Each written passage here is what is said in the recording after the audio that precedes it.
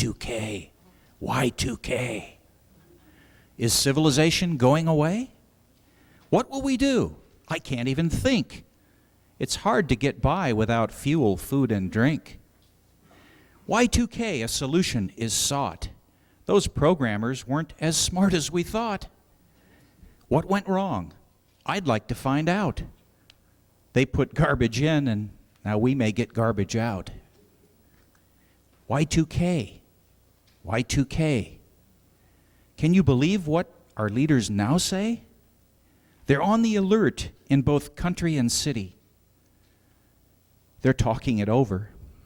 They've formed a committee. Y2K, Y2K. Will my paycheck go astray? The ones who owe me won't have a clue. The ones in compliance I'll owe money to.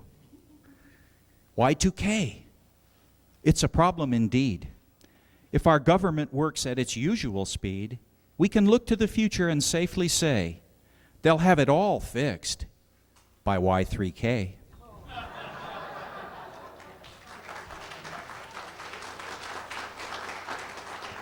Thank you, Lori.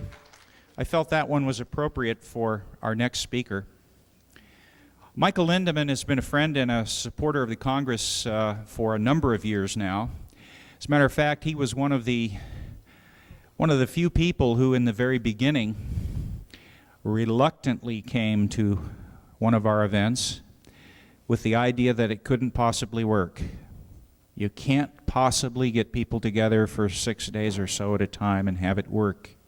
That's what he believed.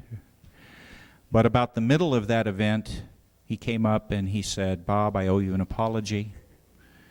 I came anyway. I didn't think it could work. It's worked better than anything I've ever seen." Michael is the editor and the chief researcher currently for the two best newsletters on the internet. CNI News is published bi-weekly, and it concentrates on bringing you all of the latest, timely, up-to-date information in the UFO phenomena. And he's just recently started his brand new newsletter called the Global Situation Report.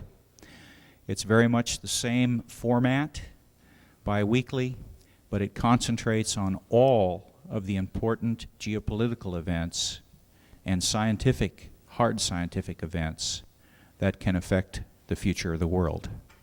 So this is with special pleasure that I get to announce Michael Lindemann.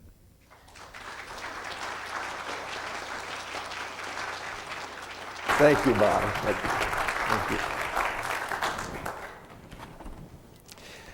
Well, thank you so much, Bob and Terry and the whole crew back there and all around.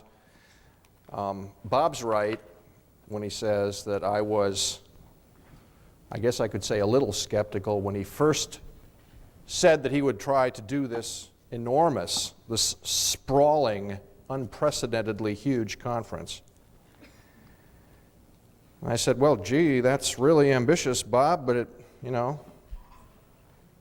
if it's going to work, but he's also right when he says I did apologize because I was actually quite stunned at what an incredible job Bob and Terry do year after year after year, and now twice a year. It's an amazing production. It's an amazing success.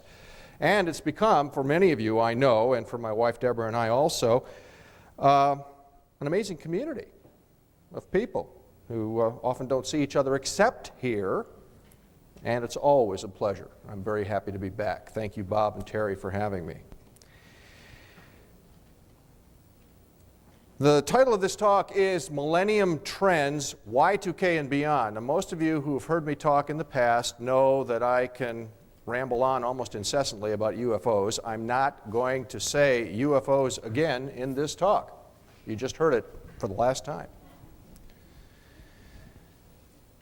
Bob telegraphed the fact that I'll be dealing with Y2K, but I'm not going to spend the whole 90 minutes on that subject. In fact, I'm going to dispense with it as fast as I can for a couple of reasons. I'm going to stay very bottom line about it.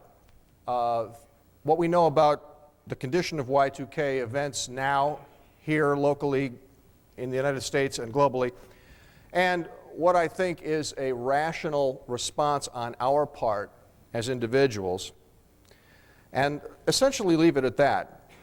There is an incredible, vast amount of information about Y2K available to any of you who are still getting up to speed.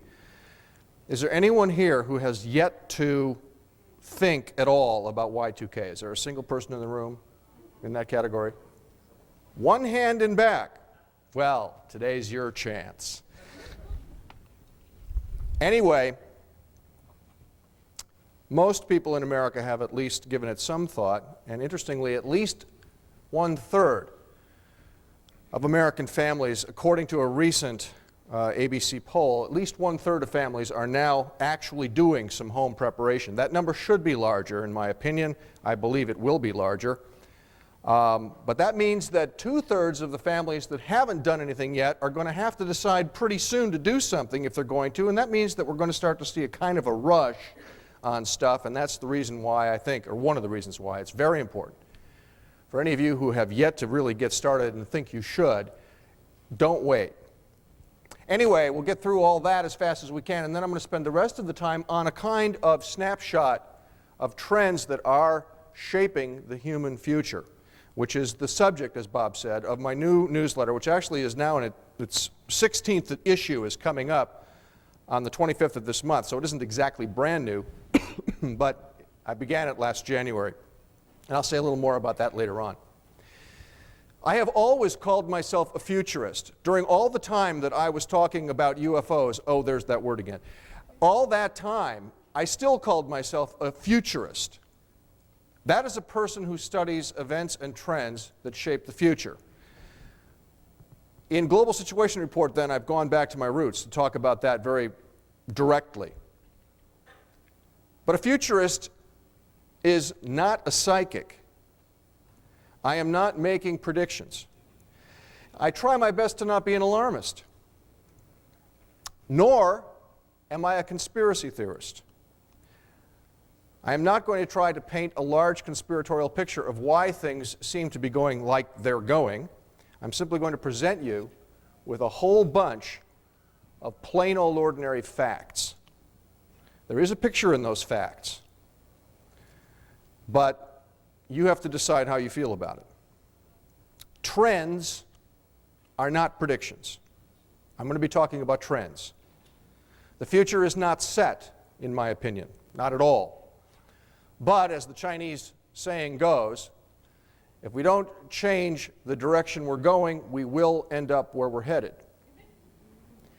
And where we're headed is a mixed bag, in my opinion, but a lot of it isn't real pretty. And we'll be talking about that. Y2K first. My wife Deborah and I became seriously concerned about Y2K more than a year ago, and what we decided to do was try to organize our neighborhood. We actually literally went door to door. We made flyers and went door to door and got a resoundingly zero response. I mean, people were actually, they were nice about it. They didn't throw things at us, but they did not want to know. We did that a second time. We did it a third time. By the third time, we had actually located a few people in our neighborhood. We went to more than 100 houses in our own neighborhood. We had located a few people by then that actually were interested enough to come to our house and discuss it a little bit. That was in December of last year.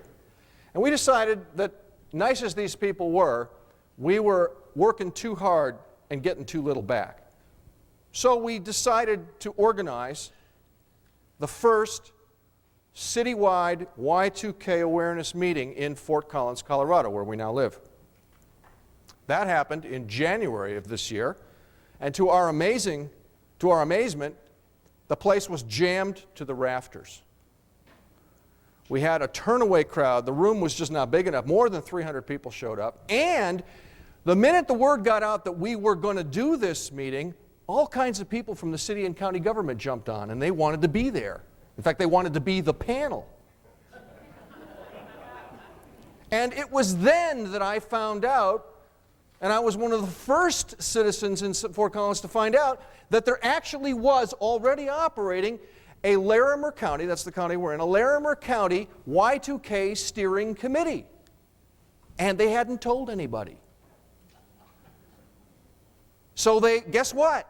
They told everybody at the meeting, hey, we exist. Not only that, they invited me to be on the committee.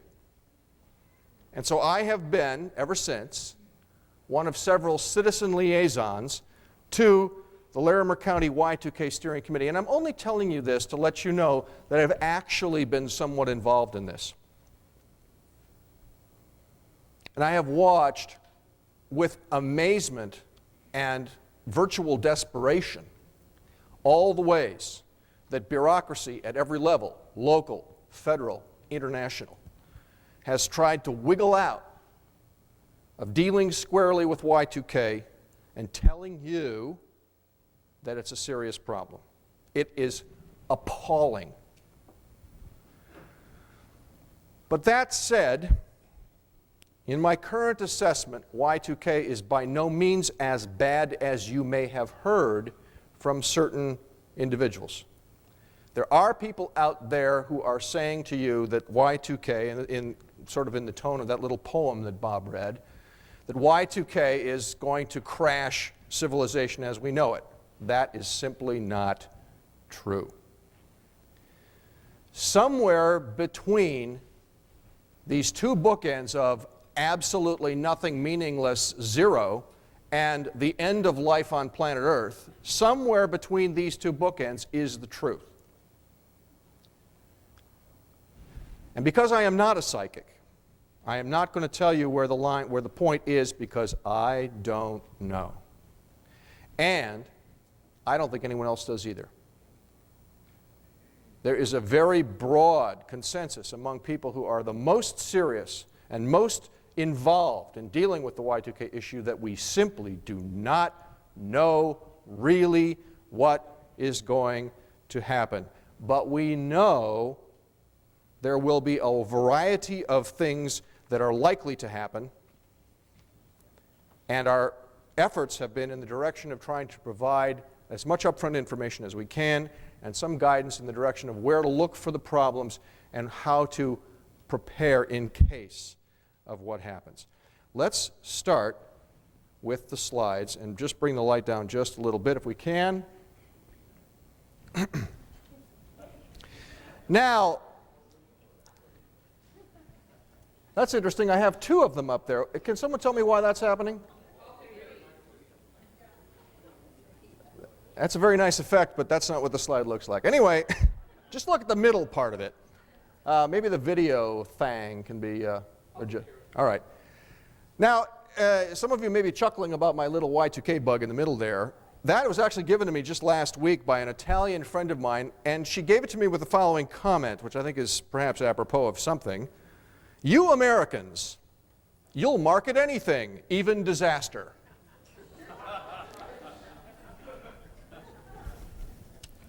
And I guess that's true.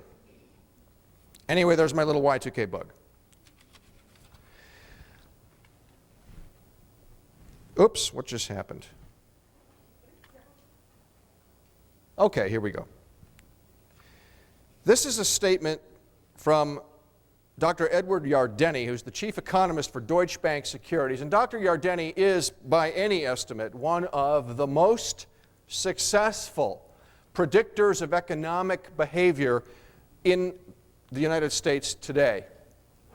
It should be obvious to you that a man that holds this kind of position, chief economist at Deutsche Bank Securities, is not a knucklehead.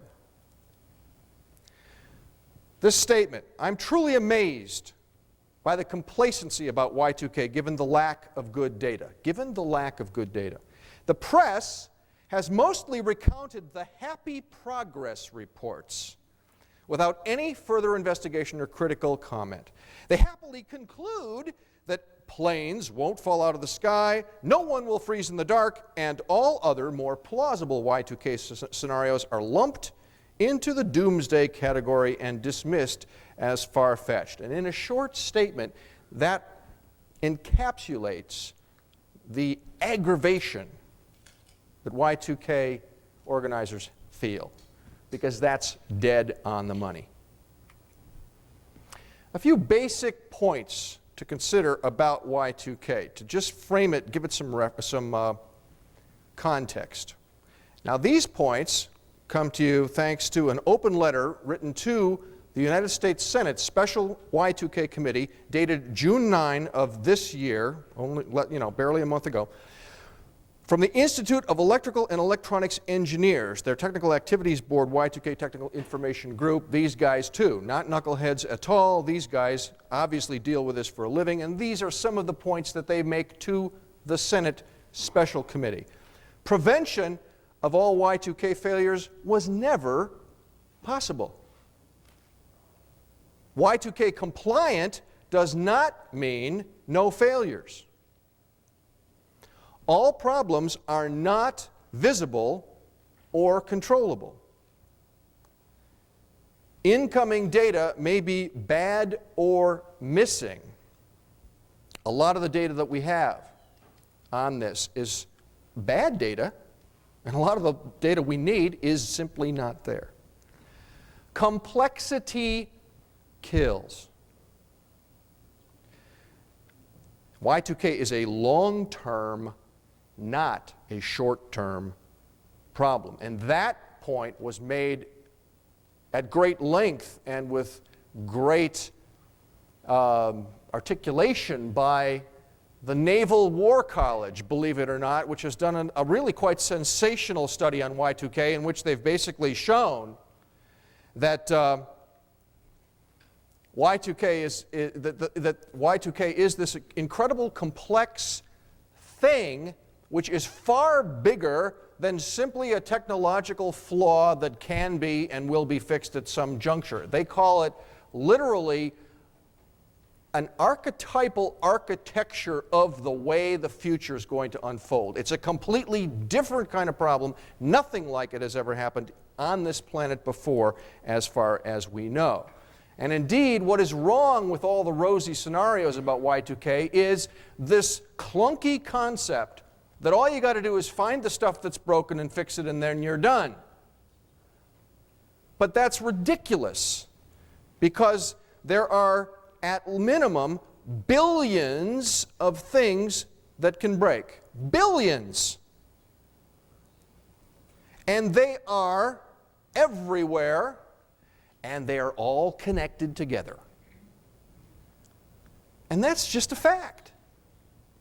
And to say that we're going to fix it and that such and such an agency that has 17,000 computers and 82 million lines of code is compliant is nonsense. And there are, frankly, quite a few people who know that, even people in government, amazing as it may sound. Here are just a few points. This is hardly an exhaustive list. This is a tiny little snapshot of a few things that give us an idea of where we stand today. These are mostly taken from the August edition, this month, of Ed Yardeni's online newsletter, in which he, more than any other really reliable person, is tracking this stuff. And believe me, he really puts the energy in to do this. 2 of 21 major cities across America report ready. Now, both of those 2 may be wrong, but the other 19 aren't even saying it. At least 63% of 911 emergency services across the country are not ready. About half of those don't think they will be ready on Jan 1, 2000, which is sort of odd. I mean, wouldn't you want, at minimum, an emergency service to be ready on Jan 1, 2000? Well, you know, there's a lot of people who are going to call that 911 number, and it's going to say, you know, Joe's Bar and Grill or something. I don't know what it's going to say, but it's not going to be there for them. Schools. Currently, 28% of local districts say they're ready. Again, some of them may be wrong. 30% of colleges. Federal systems. Now, you have heard, if you're watching Congressman Horn's reports about the grades that he's giving the agencies of the U.S. government, you've seen that he's been getting little by little kind of more encouraging. He gave the entire government a D- last year for preparation. It's up to, I think, a C+ now.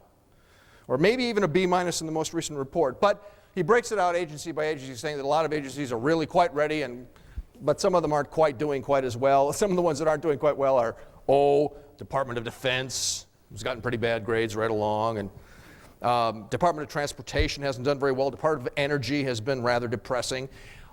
Major departments are not doing very well. But, Ed Yardeni says all of the assessments that basically give the government kind of an 85% kind of a mark are just pure baloney, just wildly nuts. He says 2 out of 43 major agencies are ready.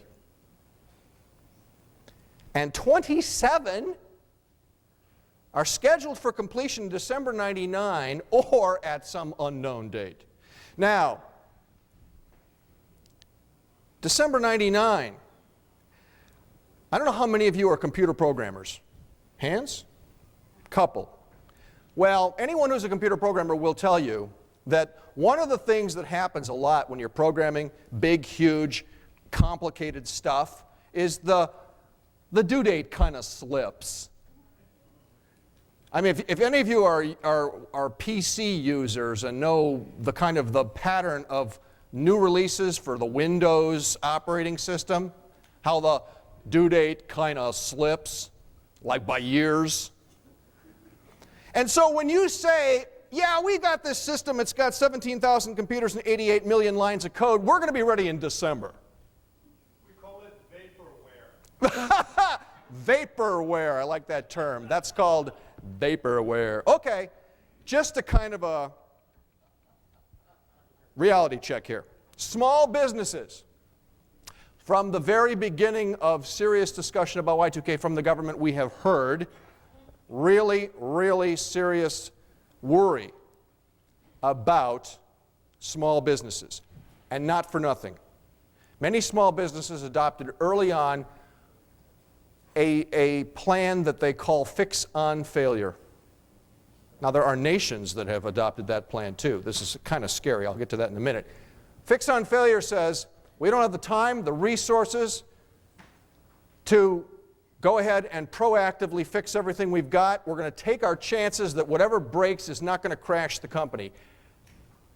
A bunch of those companies are taking a fatal risk. They will be gone in January 2000 or shortly thereafter. 18% at least, and I think this is a very conservative number, 18% at least will not be ready on Jan 1, 2000. At least half of those, probably more, will cease to function as businesses. That is tens of thousands of employees that will simply see their company fold up and walk off the stage. Nuclear power plants. This sounds scarier than it really is. 35 of 103 still not reporting compliant. Most of those are not compliant because, the toilet leaks or something. Literally, I'm not kidding. The nuclear power plant situation is not all that bad in this country. Underline that part. More on that later. Healthcare providers. This is a very serious issue. If any of you have serious ongoing medical concerns that require the attention of healthcare providers, that require, for example, the fulfillment of prescriptions on a regular basis, particularly, for example, if you're diabetic or are dependent on some kind of ongoing medication, you must take steps to assure that your supply will not disappear on you, because pharmaceuticals are particularly vulnerable, and above all, record keeping is really in trouble in the healthcare sector. This, by admission, as recently as last week, of the U.S. government, people in the healthcare system have, for some reason, been wildly slow on dealing with this. It is not funny. So if you or someone that you care about might be in that situation of serious health vulnerability, that's something you really need to address with your local physician. And as I said earlier, on the basis of this kind of information, at least 1/3 of households are now preparing for some kind of Y2K disruption, and I'll say more about that, what that perhaps ought to look like soon, because I'd like that number to be a lot bigger than it is. Let's tick through some Y2K preparedness in the United States now this is where I start talking about looking ahead to what might happen. Again, these are not really predictions. These are the directions of the current trends. And I am trying my very best here to be absolutely rational and non-alarmist. Some of you might be surprised at how mild this sounds. And I agree, it's a little milder than I expected it to sound, but this is the way I really think it is. I am not, however, saying there won't be any problems. Quite the contrary. Bank accounts, mostly secure. I recommend, don't shoot me if I'm wrong, I recommend you leave most of your money in the bank. You will need to take out some, and I'll say more about that soon. There may be some record-keeping errors, however, and I strongly recommend that you talk to your banker toward the end of the year and get hard copy records of anything important, including bank balances and stocks and securities and so forth. Municipal water. There will be some local failures. Some.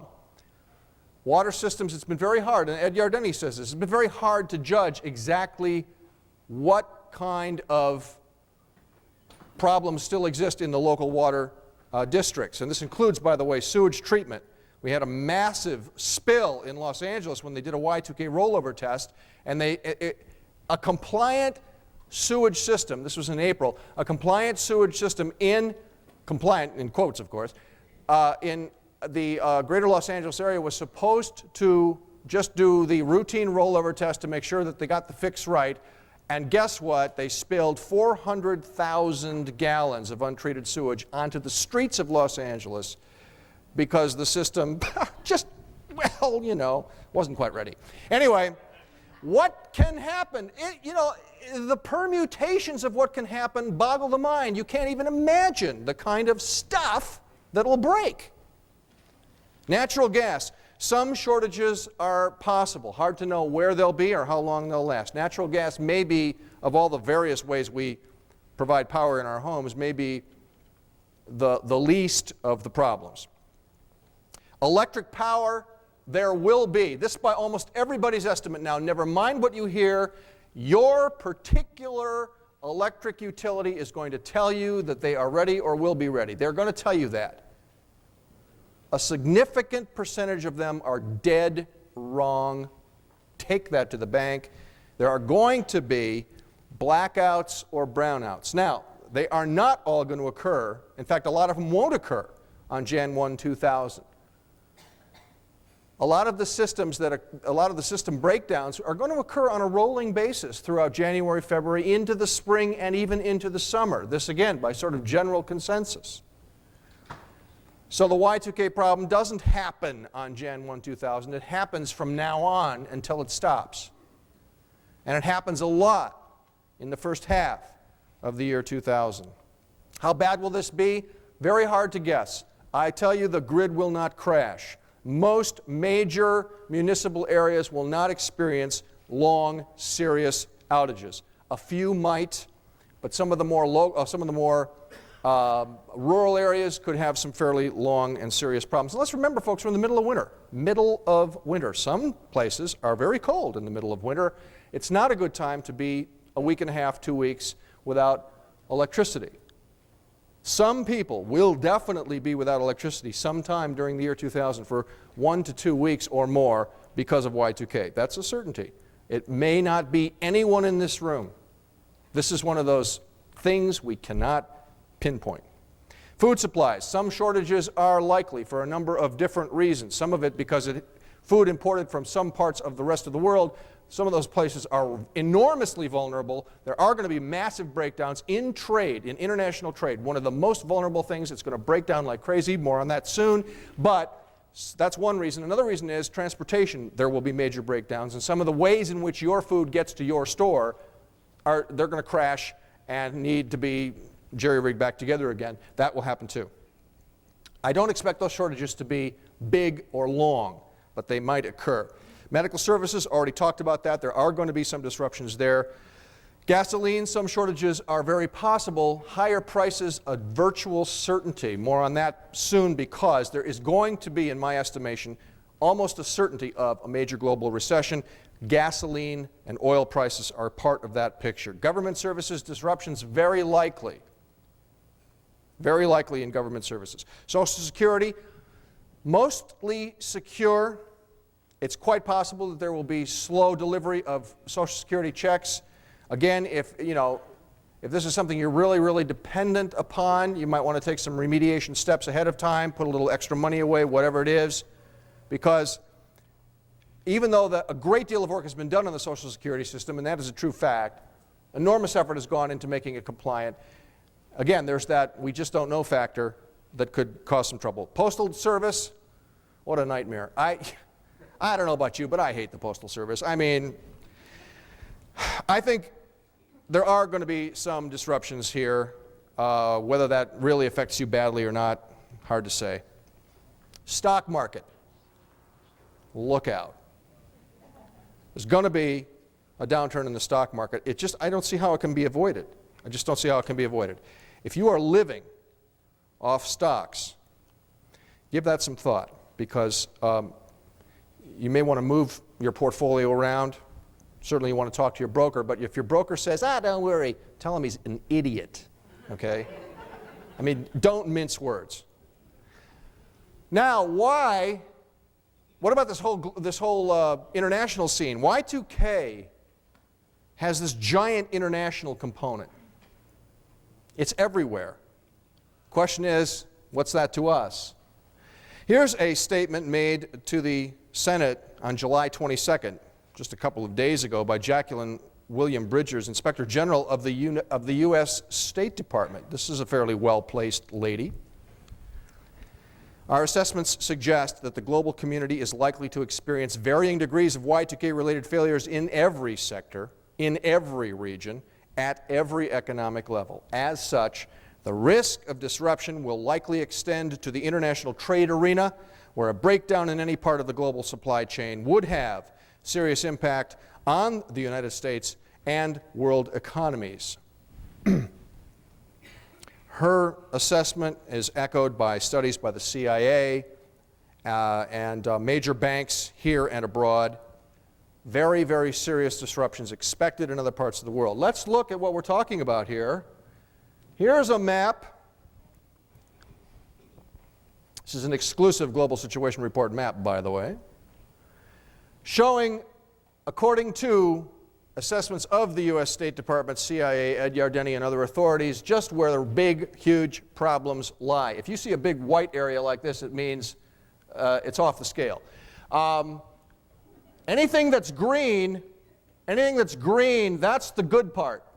Australia, they're doing all right. Great Britain's doing all right. Ireland's doing quite well. Sweden's doing all right. United States and Canada, they're doing all right.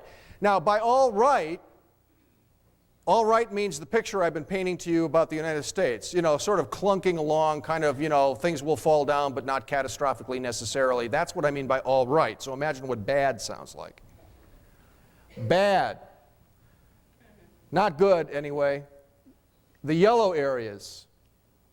Brazil, Mexico, quite a bit of Europe, interestingly. Germany, France, Spain, these are in the yellow category. Now, these countries are significantly behind the United States, say 6 months behind the United States in terms of getting their compliance up to speed.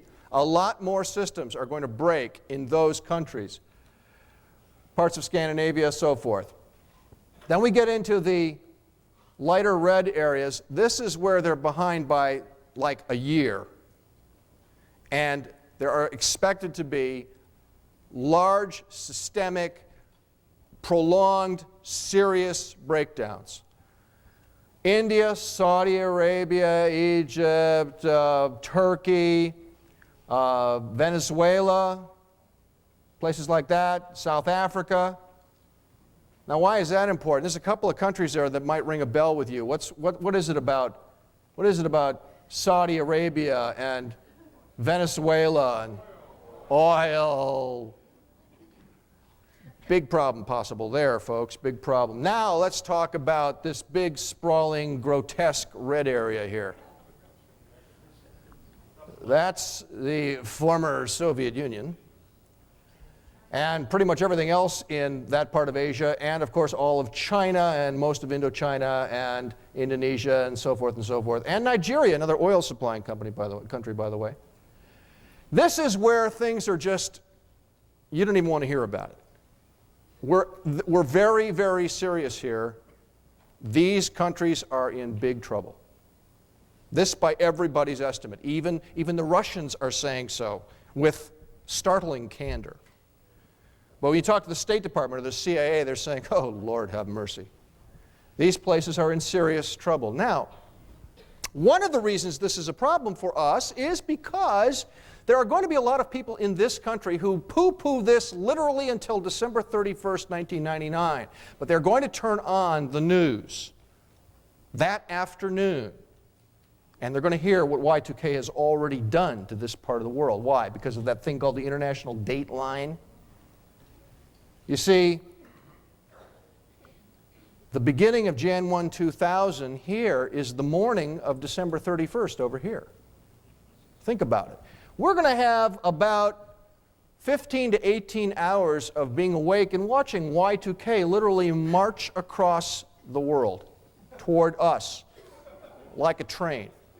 And maybe the news media won't tell you what's really going on, but I'll tell you what will, and that's the internet. And I don't think the news media can avoid it. And if there's a nuclear reactor meltdown here, which is unfortunately more than a small possibility, if there are major riots, if all of India blacks out, you know, I just have a feeling that people could get upset about that. So I'm thinking to myself, panic is quite possible. I mean, it could really happen. And wouldn't it be a shame, given all the warning that we have? Now, this is again is Ed Yardeni, who's been saying now for more than a year that there is a 70% chance of a mild to serious global recession. Now, Ed Yardeni is a no-nonsense, top-level international economist. And in fairness, I must say, as he says, he is not joined by the majority of his colleagues who, for some reason, seem blind to the obvious. I mean, it's appalling to me.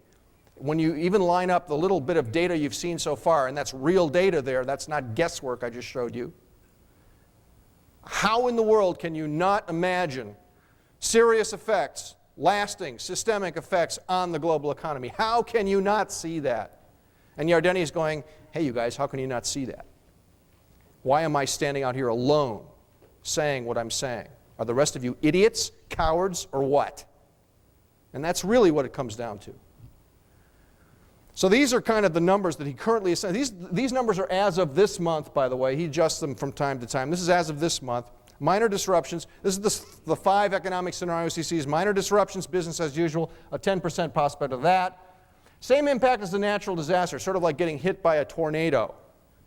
Business mostly okay within a few weeks, 20% chance of that. Multiple problems with a modest 6-month recession.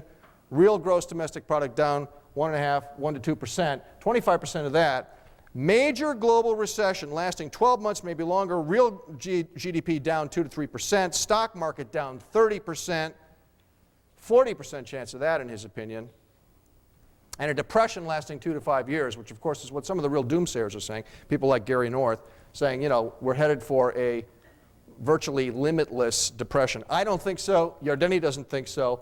But this is a worrying number, folks, because this is going to affect you.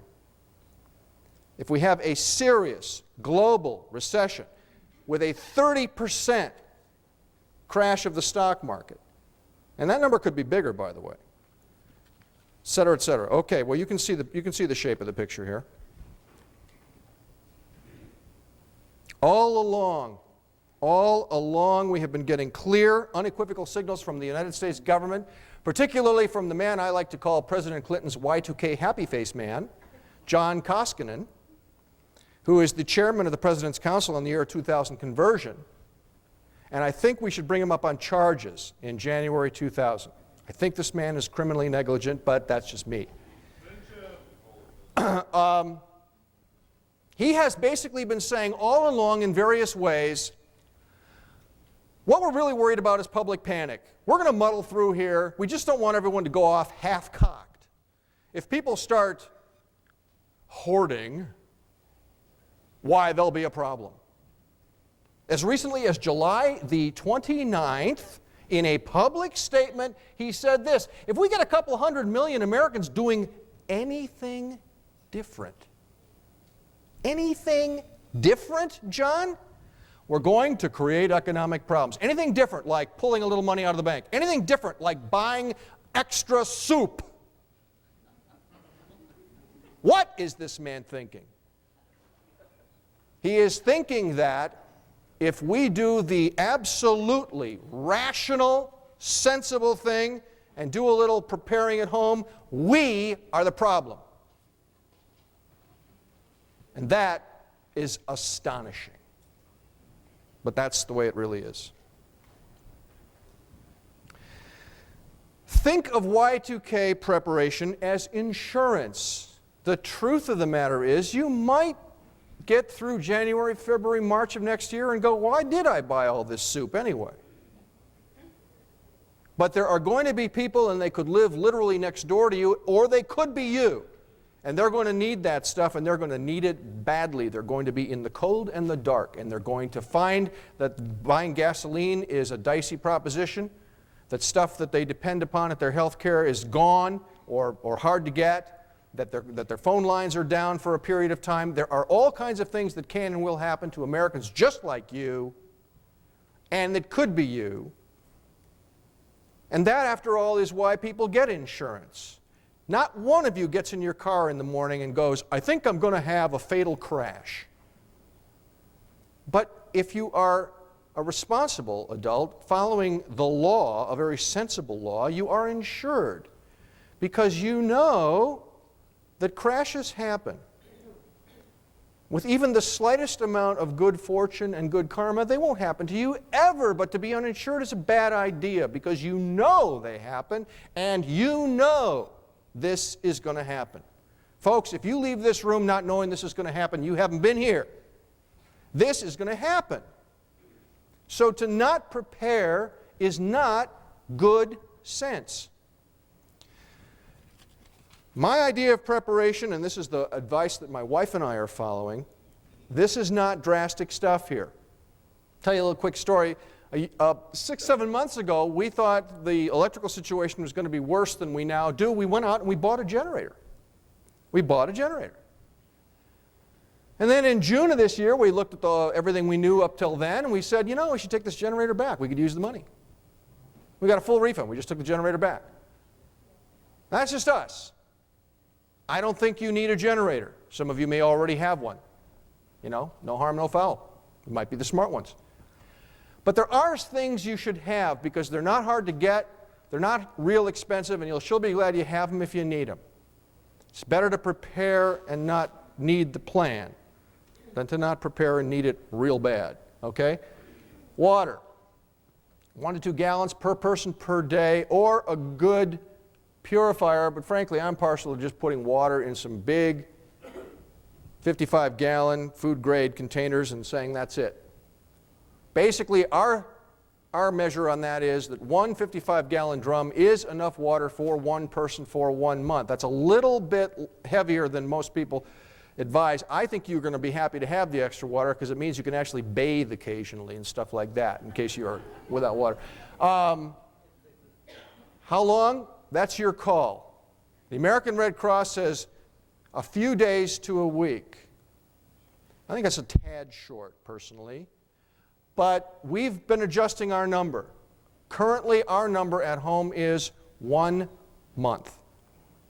That's our number at home. You have to make this call yourself. Our number, Deborah's and mine, 1 month. Food, canned and dried, there's all kinds of information about what you should get, but let me give you some advice. Buy what you actually eat. Do not buy 30-pound bags of unground wheat. I mean, unless you're deeply into grinding wheat. And there's all these stores out there that are like selling, you know, nitrogen-packed beans. Okay, but, I mean, why not just buy what you actually eat? Because guess what? It keeps. Later on, you can actually eat it. Yeah, that's a good idea. Anyway, that's what we're doing. Medical, real important. Complete first aid. Go a little overboard on this if you want to. Can't hurt. That stuff keeps too.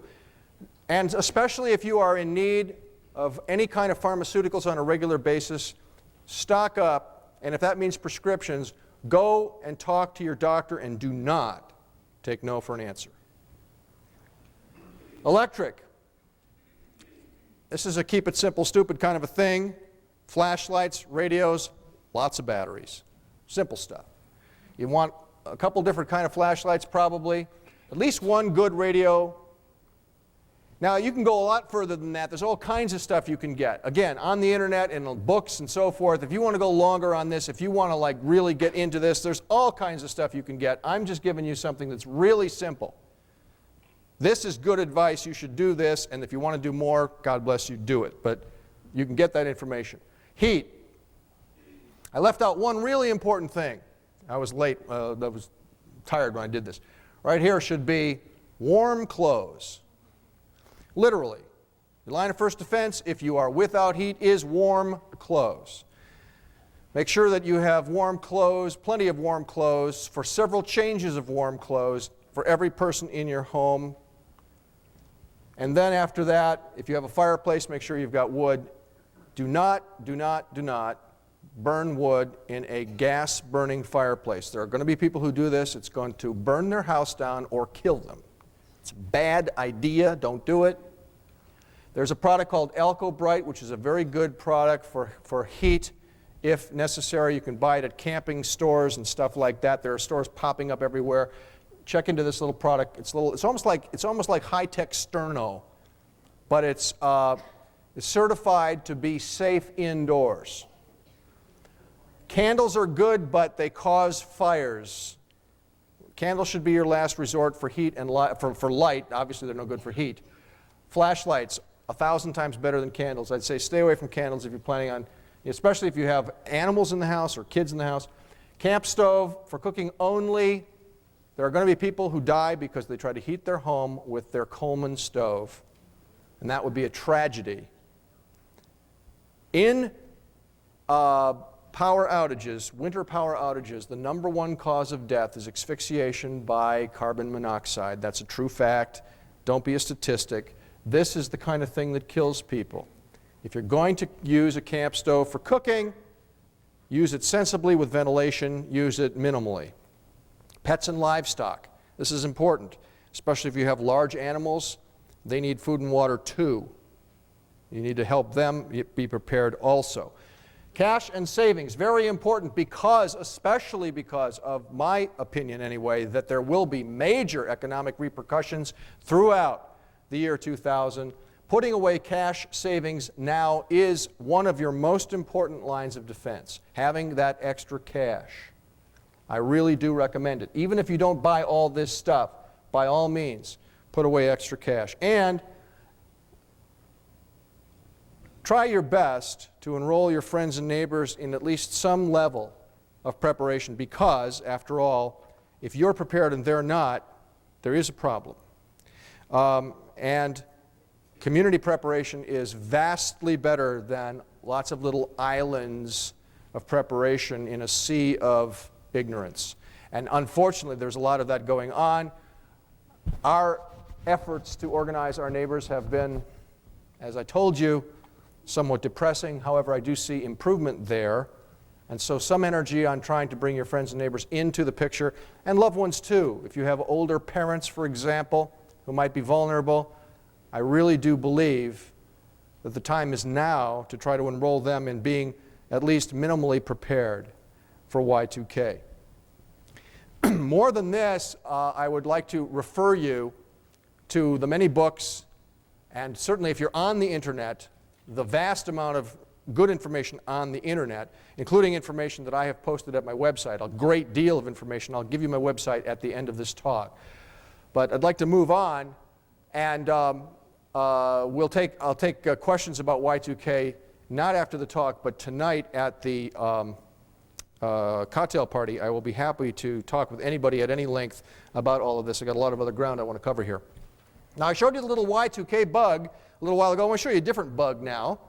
This little bug is called Kismet.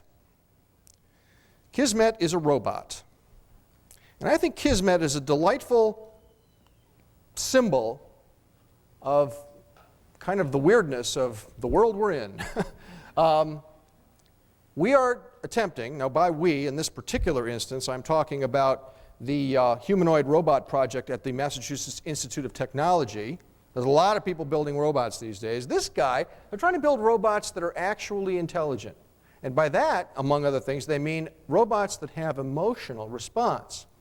Now this little guy, this little Kismet guy, he's just a head. He's not even a talking head. But he is an emotive head.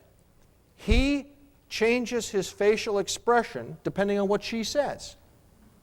If she says, "Why, Kismet, you look delightful today," he smiles. If she says, "Kismet, I just ripped you off," he frowns. Kismet has been programmed for more than 24 emotional responses. And the program is getting more and more sophisticated. Now, does that go anywhere? Oh, yes. Oh, yes, it does indeed. Because it is now beginning to be obvious to almost everybody that emotional response is a very, very large piece of what we call human intelligence. And that if you're only trying to wire digital, logical, linear intelligence into a robot, you're never going to get close to what we recognize as intelligence. But this is something else again. And believe me, they be working on it. Two big forces are now shaping the global future in a way that we have never seen before. They are shaping the global geography, the climate, and the biosphere more powerfully than at any other time in history that we can see.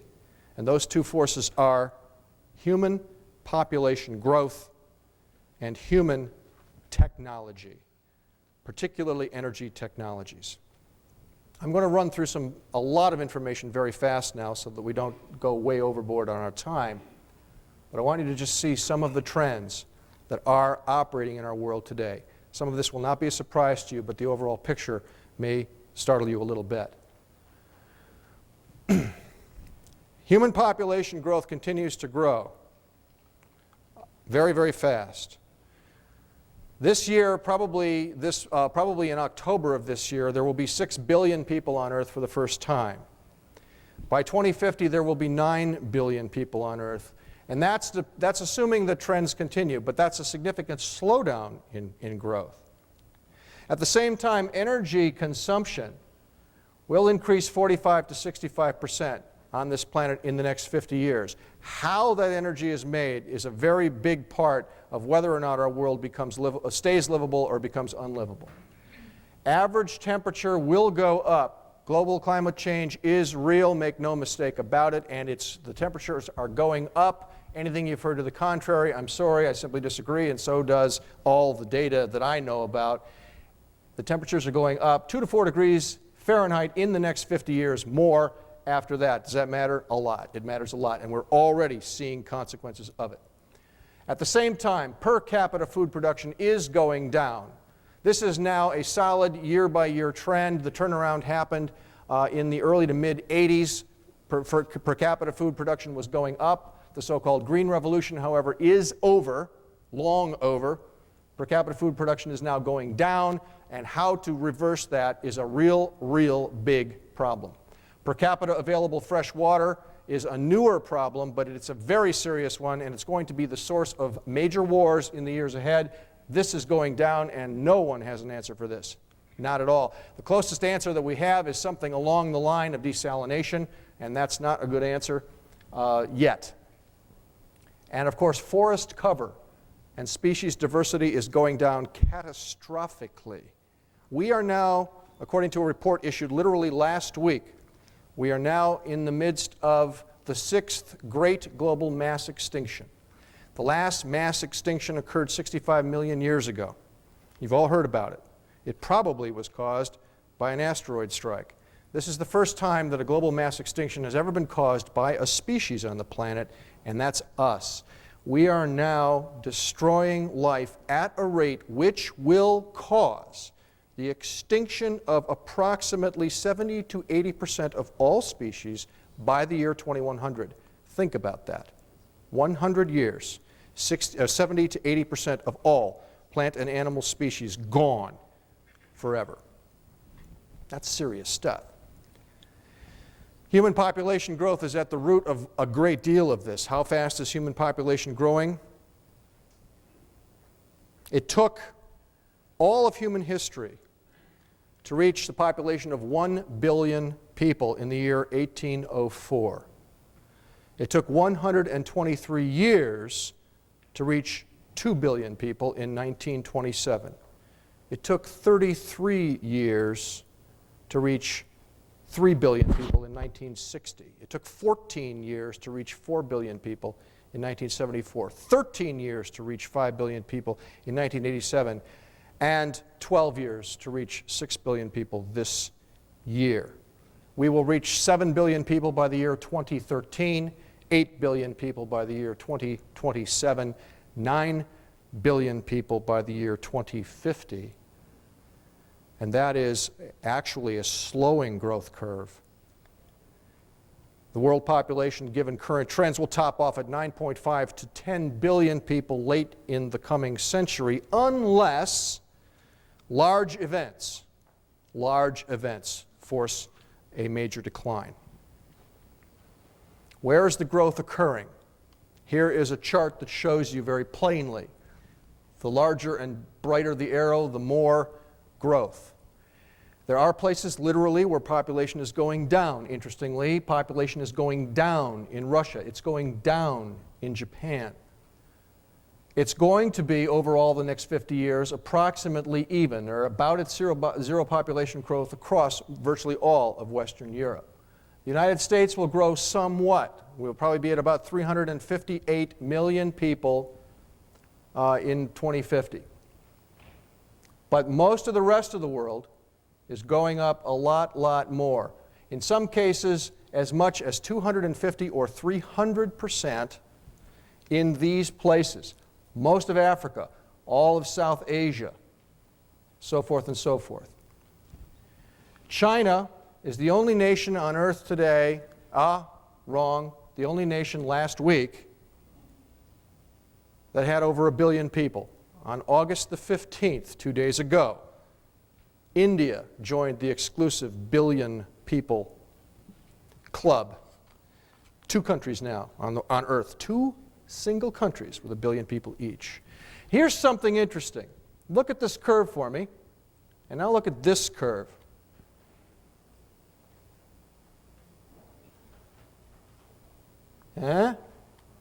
Similarity? This is global conflict happening now. The bright bursts here are places where there are shooting wars happening now or have happened within the last 3 months. Shooting wars, people getting shot by each other. These other circles are places of high tenseness where there has been recent violent conflict or violent conflict is possible. It is possible, for example, that there could be violent conflict in the Korean Peninsula at literally any moment. It is possible that we could have violent conflict between mainland China and Taiwan at any moment. Japan is very, very worried about the possibility that North Korea is going to start launching test missiles again, precipitating the possibility of very serious problem there.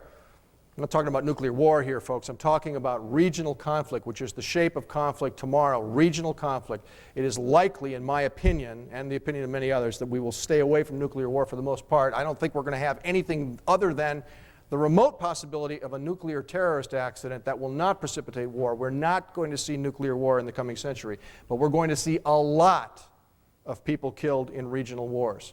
The United States, as you know, has a habit of getting involved in these things. Happened fairly recently, you might recall. But as we see this pressure building, this enormous pressure building, we can see one of the consequences, and it is a very, very tight correlation, that this kind of thing, this enormous pressure of human population growth, pushes toward conflict over and over again. One of the other trends that we want to look at just very, very quickly is large cities. You can see here, these are the locations of the 10 largest cities in the world today, all of which have more than 12 million people in them. It's interesting to note that in the year 1900, the largest city in the world was London, which is not even on this map anymore. It had 6.5 million. It was the only city in the world with more than 5 million people in the year 1900. Today, all of the largest 10 cities have over 12 million people. And the majority of them, of course, are over here.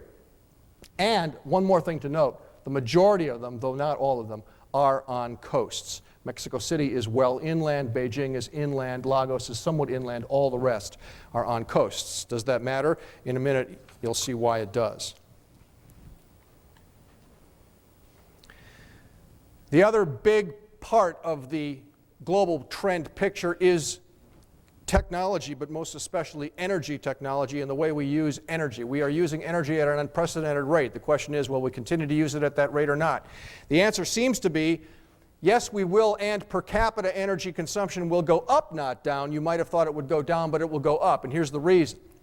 We are learning a great deal about efficiency. It is possible for us to spend a lot less energy for most of what we do today than we used to. Cars, for example. You will see cars on the market as soon as next year that get over 60 miles to the gallon. That will keep going up. Hybrid cars, for example, the Toyota Prius, can get 60, 70, even 80 miles per gallon. We are learning how to do these things. But the question is, who's going to be using all that energy? And the answer is all those new people that we talked about, that 3 million new people, and all of them, almost every one of those people born into the developing world, we used to call it the third world, today the politically correct term is the developing world, where they want a lot of stuff that we already have.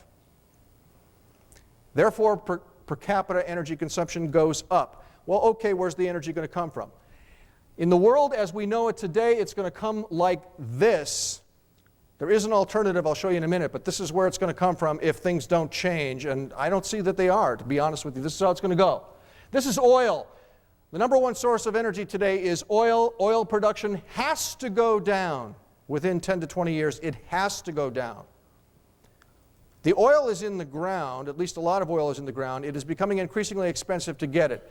Until oil costs well over $50 a barrel, a lot of the oil in the ground today will not even be pulled out. And by the time oil costs $50, $80, or even $150 a barrel, and you may live to see that, oil will not be a fuel anymore. It will be what it should have always been, a building material.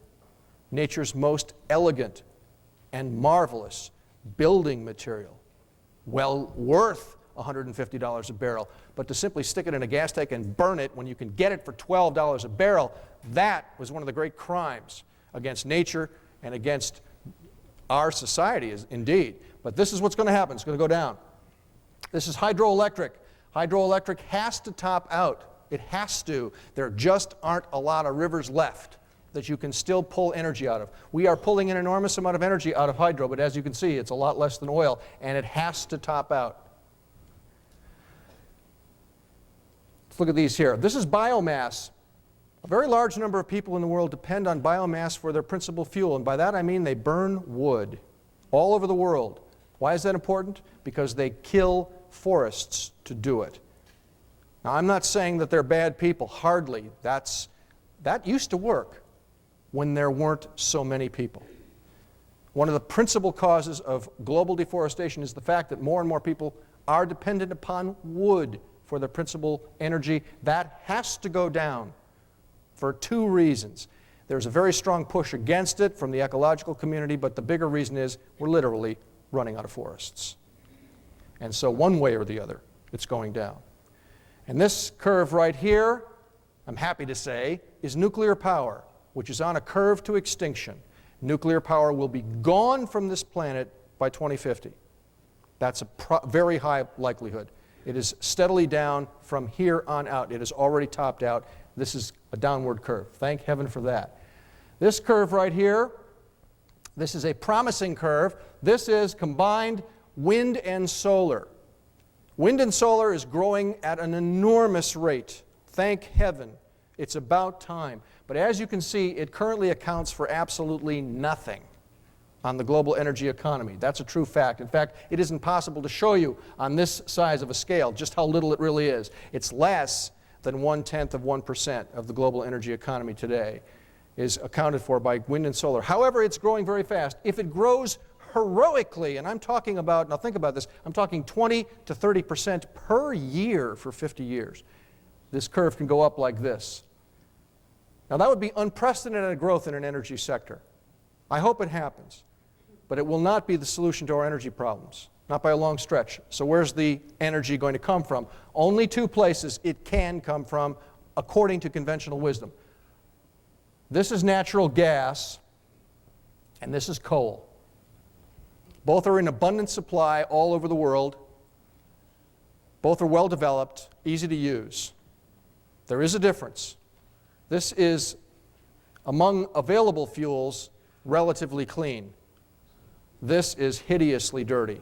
Unfortunately, many parts, particularly of the developing world, are fully dependent on coal now. China, for example, there is so much coal in China, bad grade coal, mind you, but so much coal in China that peasants walk out their back door with a pail and pull coal literally off the hillside down the street and walk home and throw it in their oven. But coal and natural gas are the energies that will fuel the world in the next 50 years. Now, is that good news or bad news? In my book, that's real bad news. And it's bad news because both of them produce a lot of carbon dioxide. And that's the fuel for global climate change. And so what we're going to see here, as these curves go up, we're going to see more global climate change at an accelerating rate. That is a bankable fact. Things are bad enough now. Global climate change is operating apace now. Boy, you start adding this amount to the atmosphere. What are our alternatives? Our alternative looks something like this. All of those curves down. This buys us a little time. The natural gas line buys us some time. Forward-thinking people in the energy sector say, if you got to buy time, do it with natural gas. Go as far as you can with that and then knock it down as fast as you can. Knock down coal. Knock oil faster. Knock nuclear down faster. Bring wind and solar up at a triple heroic rate. Don't, pull out all the stops. Invest everything you can. Push wind and solar up as fast as you can. But if you did that at a rate never seen or even imagined before, you would still be miles and miles short. What do you need? You need an exotic fuel source. There is no getting around it. It's the only thing that will change the energy picture. And by that I mean this curve here. Something that can dramatically change the balance. Do such things exist? Theoretically, yes. Will they be brought online? Your guess is as good as mine, and if I had to guess, I'd say no, not soon enough. Will they eventually be brought online? Yes. What are we talking about here? Two major possibilities in my book: cold fusion, which is very real, but a long, long way from commercial development, and something even farther away and only theoretically possible at this time, zero-point energy. But very, very smart people are working on both of those. Could they change the energy picture? Of course they could. Will they change it anytime soon? Hard to say. We can hope. Climate change. 1998 was, in fact, the hottest year on record since records were kept. According to NASA and the National Oceanic and Atmospheric Administration, it was not only the hottest year, it was up by a big, big amount, 34/100ths of a degree Fahrenheit. That's a lot of average temperature change. Recent corings at Antarctica show that greenhouse gases are higher today than they have been in at least 400,000 years. And there is an absolutely direct and immediate correlation between concentration of greenhouse gas and temperature.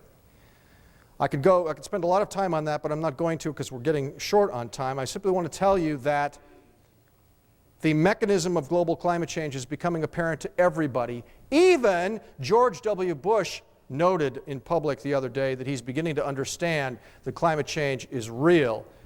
This being the son of the president who used to refer to Al Gore as Ozone Al, very derisively.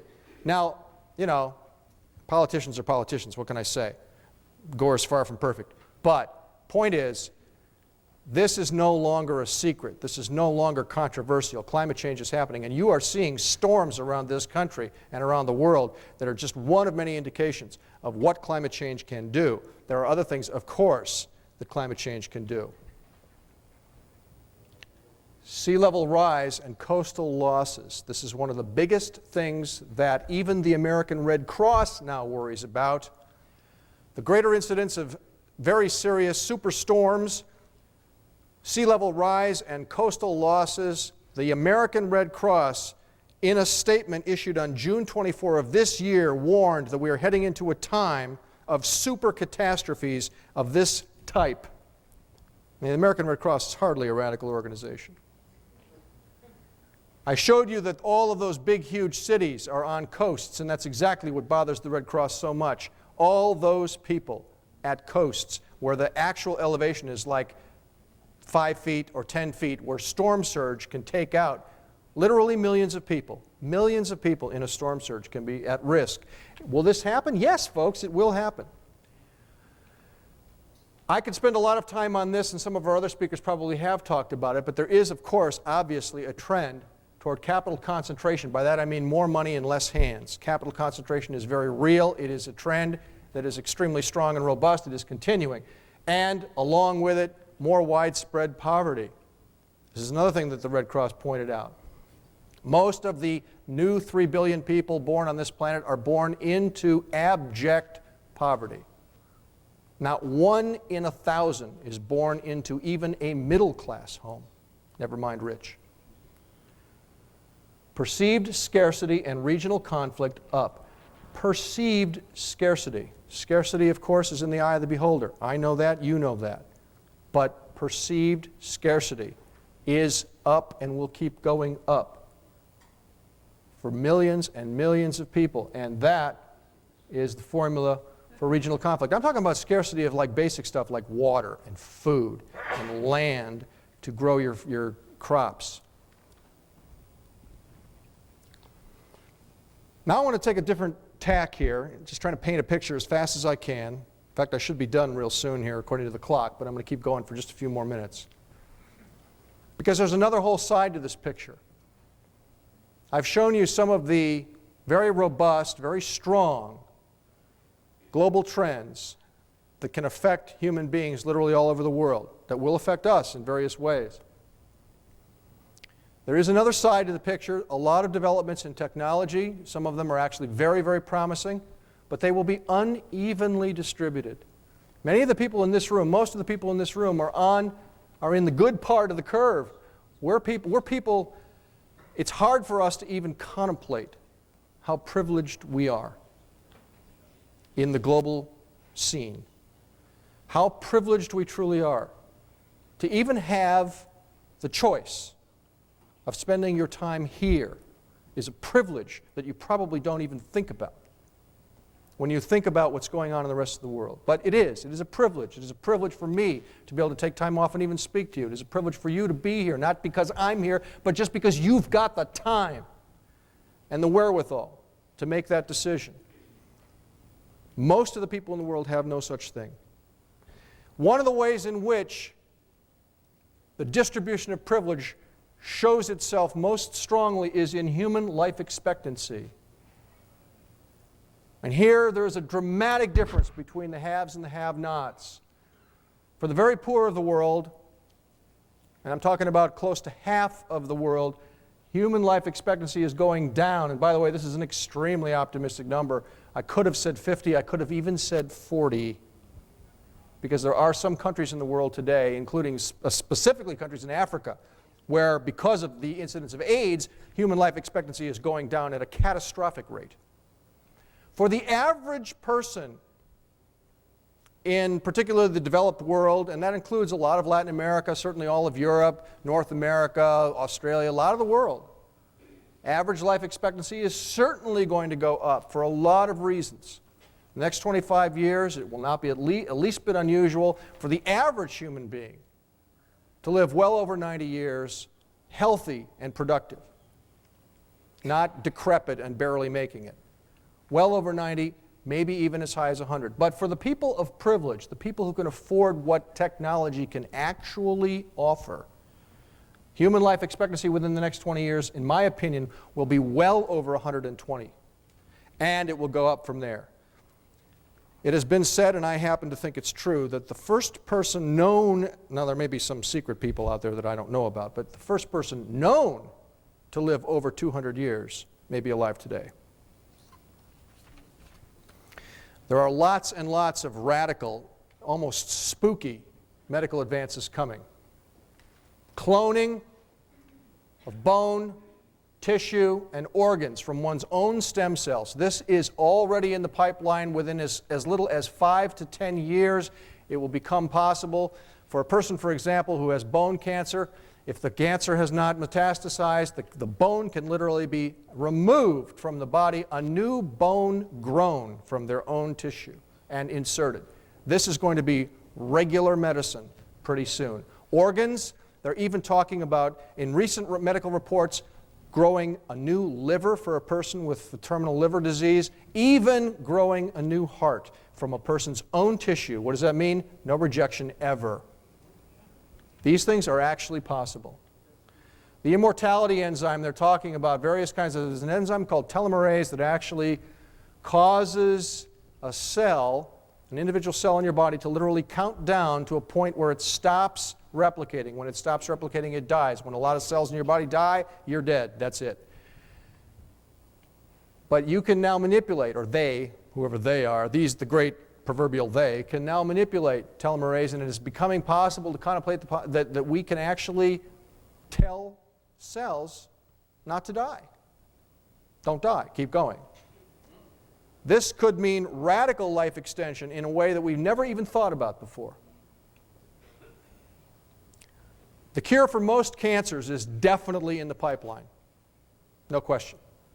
The cure for Alzheimer's disease is on the horizon. The cure for both diabetes 1 and 2 on the horizon. Radical treatments that can bring down the debilitating effects of Alzheimer's are already available, and for diabetes coming on. This stuff's still in the testing phase. If you know someone with advanced Alzheimer's, I can't promise that they can get this now, but very soon Alzheimer's will stop being the great scourge of older people, as it is today. Prevention of most infectious diseases will be possible, and though you may hear otherwise from other people, a cure for AIDS will be found. I'm dead certain of it. Within 10 to 20 years, AIDS does not have to be the horrible, horrible plague that it is today. However, I have to tell you this. Before this is widely available, AIDS will kill 20 to 30% of all human beings on the continent of Africa. That you will see before the year 2020. And there's almost nothing to be done about it. Does that change that curve that you were showing earlier? But not very much. What it has done, however, it's a good question. What it has done is has slowed down, according to the United Nations, it has slowed down the rate of growth. In fact, fairly dramatically. As recently as last year, it was assumed that global population could be as high as 9.5 or 9.3 billion by the year 2050 because of what you just said and some other factors, but that's a big one. that number has been substantially dropped to just below 9 billion. So it shows you how big a drop is there in that. Other things, technological advances coming soon. Just a couple of things here to tick off quickly. There's a lot of genetically modified food out there now. I am not happy about this, and you shouldn't be either. This is getting to be, there's a war, literally a global war about technologically modified food. There's going to be more and more of this. Keep your eyes peeled on this, because there may be a time, hopefully there will be a time, when you can actually vote on this, and the vote will matter. Terminator seed is already in use. That means seed that grows a crop, and the seed produced by that crop will not germinate. It is dead seed. Imagine when you are eating food that is all dead seed. I don't like that one bit. And this is a global thing. It's happening. Human cloning, make no mistake about it, it's coming. There are several labs around the world working on it now. Despite all of the criticism against it, this is coming, and it will be possible. And this is going to be, if human cloning were outlawed in every nation on earth, the black market for human cloning would go right through the roof. Make no mistake about it. Nanotechnology, DNA machines, nanocomputers, they're already being built. They're going to be huge. This is going to be one of the very, very big technological vectors of the coming century. And this is a lecture in itself. Hybrid cars, already mentioned this. Toyota Prius is already in production in Japan. It's a neat little car, 80 miles to the gallon, including stop-and-go city traffic. Other kinds of hybrid cars are coming soon. Fuel cell propulsion is coming soon. This is a good thing, especially because so many people in the developing world want cars. If we can bring online cars that are radically more efficient than our cars today, it will help, at least, for all those people who are desperate for a car. Cold fusion, I hope so. I think it's really there. That, I'm afraid, I can't prove to you, but I really do think it's there. And a few other possibilities. These are virtual certainties. A few other possibilities. Super intelligent machines coming. I showed you our little Kermit buddy. I think this is coming. Super communication based on quantum entanglement. This is a possibility, particularly when we get out into space.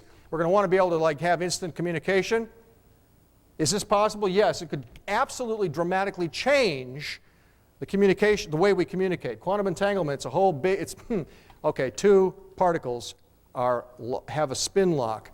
It's a weird, weird phenomenon. No matter where you take these two particles, anywhere in the known universe, if one spins this way, the other one will spin at the same time in the same amount. It's unbelievable. It's bilocation. And it's real, it's tested, it's true. If you created machines that literally carried around a pair of these spin particles, you communicate instantaneously across any distance in the known universe. Amazing. It's true. This is not science fiction. Zero-point energy? I hope so. I really hope so. Control of gravity? Well, this is the holy grail right here. No idea what that would do for us. Are real people working on it? Make no mistake about it. British Aerospace announced that they've got a gravity program right now going. They're really working on this. NASA's been working on it, U.S. Air Force, lots of people around the world. They want this so bad they can taste it. I believe this will happen this century. And what will that mean? Faster than light space propulsion, among many, many other things. That's real. It's going to happen. I really do think so. Space travel and exploration. This is, I got to admit it, I love this stuff. This is one of my favorite topics, and I don't have but 13 seconds to tell you about it. But just a couple of things. Space tourism coming real soon. Settlements on the moon, mining asteroids, settlements on Mars. All that is virtually certain. Of course, we could blow up the world and never do any of that stuff, but I hope that doesn't happen. Exploration of the Jovian system, already happening, of course. A lot more of that going to happen. Exploration of Saturn's system, we're going to land on Titan in 2004. Mission to the Kuiper Belt, that's already in the pipeline. That's the belt of objects well outside of Pluto. Mission to interstellar space, NASA's already talking about that. They don't mean all the way to another star, but they do mean out there. Now, you probably know what that is. This is a nice rocket. According to some people, I say it's a clunky piece of junk. It's an embarrassment. We shouldn't be flying this, but we are. And we're going to do other things soon, and they're going to be a lot better. The International Space Station is, of course, a reality in a sort of a half-baked way. There are lots of problems, but what this says is that there is a concerted international insistence and commitment to a permanent residence in space, and that's a good thing. But I can tell you this, the next great space station will be built by some corporation. And there are going to be a lot of them. And this absurd bureaucratic baloney that has caused this project to be the way it is, that's the dinosaur of the space age, okay? The next generation of space propulsion, as well as space stations and other space projects, it's all going to be privatized. It's coming soon. You want to go into space? Any day now, you can buy a ticket. You can buy a very expensive ticket if you want to from these people. You can even buy it right now. Zeegram Space Voyages, part of the Zeegram expeditions. They're out of Seattle, Washington. They do stuff like if you want to actually take a submarine down to the Titanic, you can. You can buy a ticket. It costs like $50,000. Can we use our terrestrial frequent flyer miles? I don't know, but if they give you frequent flyer miles for this, boy, you could really get some cool stuff. This is for real. As of right now, Zeegram says they will be providing space shots for people just like you and me by 2001. 1 week in a space program in which you learn all kinds of cool stuff about space and get a neat space suit and then get a 60-minute ride, $95,000. That's the current price. It'll come down. In fact, there's another company out of Houston right now, Advent Launch Systems, says they can do almost as good a job for $5,000. One way or the other, you will have opportunities. The World Tourism Organization has already pronounced that space tourism will be one of the major forces in tourism in the 21st century, and I'm sure they're right. Anyone here ever heard of Bob Bigelow? Bob Bigelow has just founded Bigelow Aerospace. It is his passion. It's all he's doing now, according to people close to him. Bigelow Aerospace is in the business of building spaceships and space stations. What Bob Bigelow wants to do is fly people to the moon. This is real. This is absolutely real.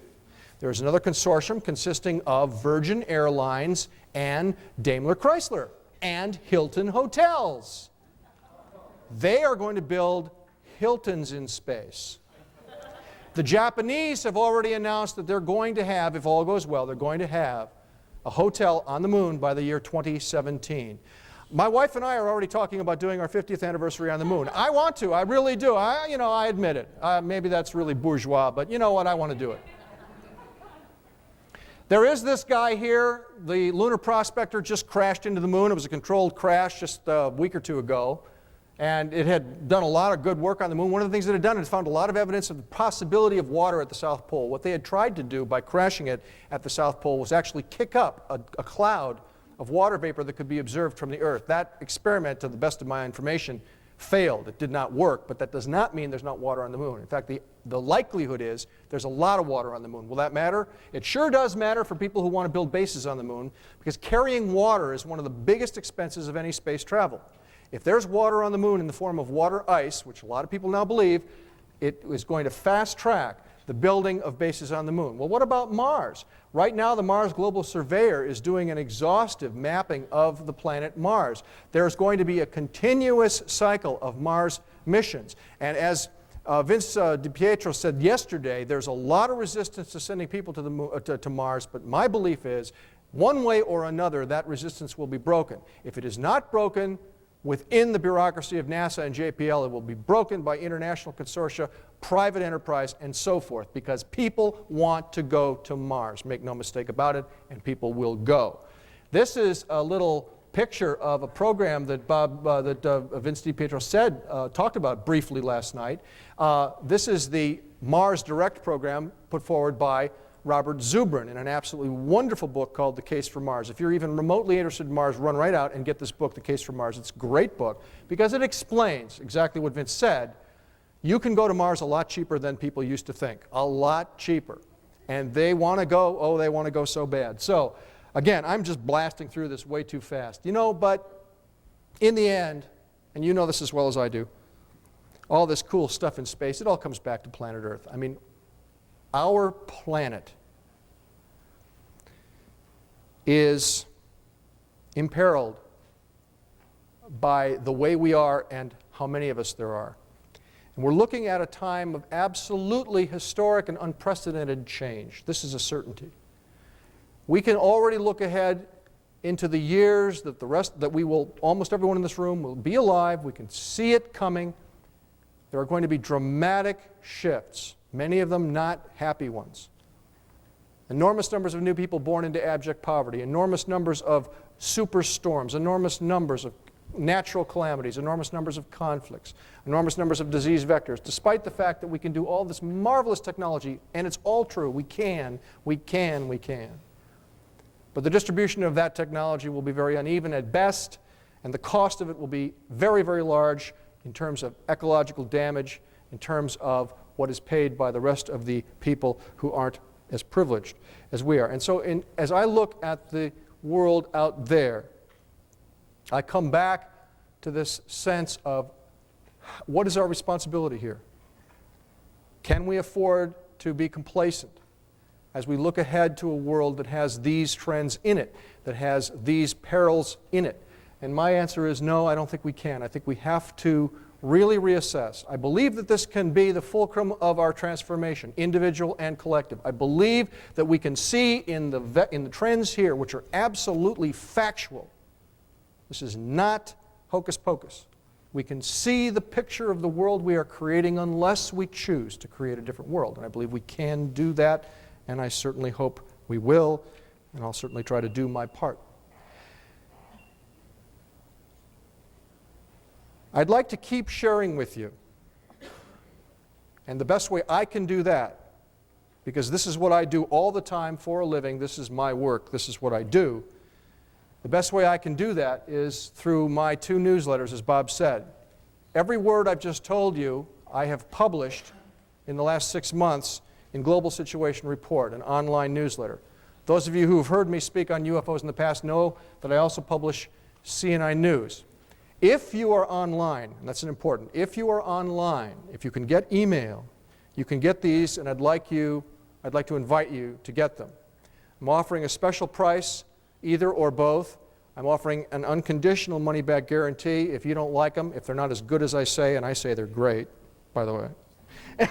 If you aren't convinced once you get them, money back, no questions asked, I would like to invite you to accept my offer so that I can keep sharing this information with you. This is what I'm doing now full-time. As you can see, I'm somewhat passionate about it. So for those of you who are interested in that offer, I will be outside in the lobby moments from now. As soon as I get off the stage, I will go out there. And you can come and see me, and we can take care of that. It's a very simple process. You can pay by cash or check or even credit card. Many of you may have questions. My time is up. I invite you to address your questions to me tonight at the Meet the Speakers thing. I'll be there the whole evening. I'm happy to talk with you individually, in groups, whatever. If you have questions about Y2K or any of the other things I've discussed, but because our time is up, I'm going to stop now. And thank you very, very much.